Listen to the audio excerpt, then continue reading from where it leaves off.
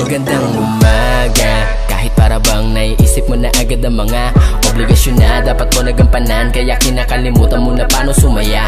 Tara kaibigan, mag-usap nga tayo, labas mo yung alak at saka yung baso, pati pulutan sa plato at yelo, kasama yung gulay na nasa tubo. Hoy, alam mo ba na mas marami pa ang masirap sa'yo kung nahihirapan ka? Marami nga dyang walang makain na tirahan, walang pamilya o merong kapansanan. Kaya sino tayo para magreklamo kung may masigit pa sa atin na problemado? Dahil dito sa mundo ng mga tao, di masama mangarap basta nakukontento. Tara tagay tayo, tapos hindi pumunta sa malayo, sa walang may paki.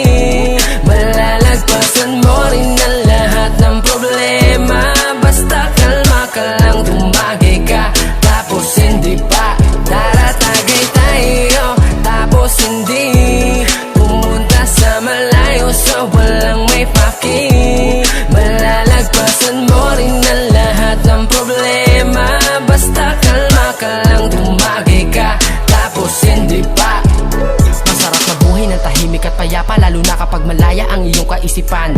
Walang iniisip na problema, para bata palagi lang masaya, ano man ang problema na dumaan. Ang ibig ko sabihin ay walang permanente, ang kada lilipas magbago ay pwede, dahil ang bawat mga pangyayari o mangyayari walang makakasabi. Kaya enjoyin mo lang ang buhay, sige paikutin na parang tagay. Teka lang, mukhang lasing na nga ako, kasi bigla na lang ako nagpapayo. Kapag sa alak naging tamado, mamaya-maya ako na Inglesero o paano, tapos na ang usapan, kaya ituloy na ang tagay at sindihan. Tara tagay tayo, tapos hindi pumunta sa malayo, sa walang may paki.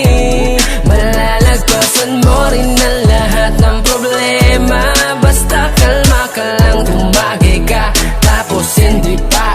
Tara tagay tayo, tapos hindi pumunta sa malayo, sa walang may paki.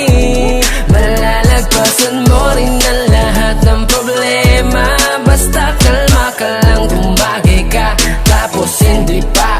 Tara tagay tayo, tapos hindi pumunta sa malayo, sa walang may paki. Malalagpasan mo rin ang lahat ng problema, basta kalma ka lang, tumagay ka, tapos hindi pa. Tara tagay tayo, tapos hindi